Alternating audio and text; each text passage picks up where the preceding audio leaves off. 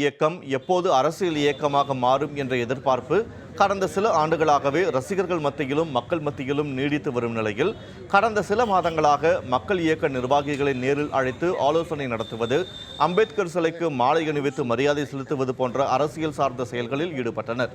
இந்த நிலையில் உலக பட்டினி தினத்தை முன்னிட்டு ராமநாதபுரம் மாவட்டத்தில் உள்ள வடிவடு முருகன் கோவில் அருகே ஏழை எளிய மக்களுக்கு விஜய் மக்கள் இயக்கத்தினர் மதிய உணவுகளை வழங்கினர்.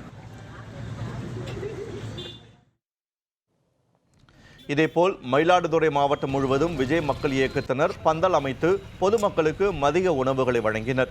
இதில் விஜய் மக்கள் இயக்க நிர்வாகிகள் பலர் கலந்து கொண்டனர்.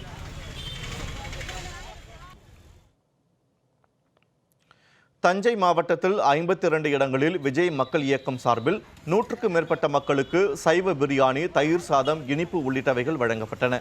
இதனை ஏராளமான மக்கள் காத்திருந்து வாங்கி சென்றனர்.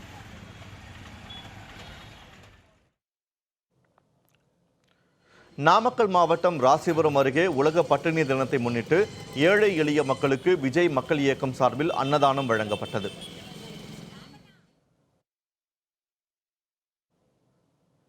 நெல்லை மாவட்டம் அம்பாசமுத்திரம் அருகே சிவந்திபுரத்தில் விஜய் மக்கள் இயக்கத்தினர் சார்பாக ஏழை மக்களுக்கு பிரியாணி வழங்கப்பட்டது.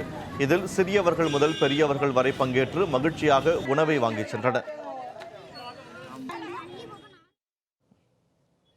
உலக பட்டினி தினத்தை முன்னிட்டு சென்னை தியாகராய நகர் பேருந்து நிலையம் அருகே உள்ள முத்துரங்கன் சாலையில் சமபந்தி விருந்து விஜய் மக்கள் இயக்கம் சார்பில் ஏற்பாடு செய்யப்பட்டது. இதில் திரளானோர் பங்கேற்றனர்.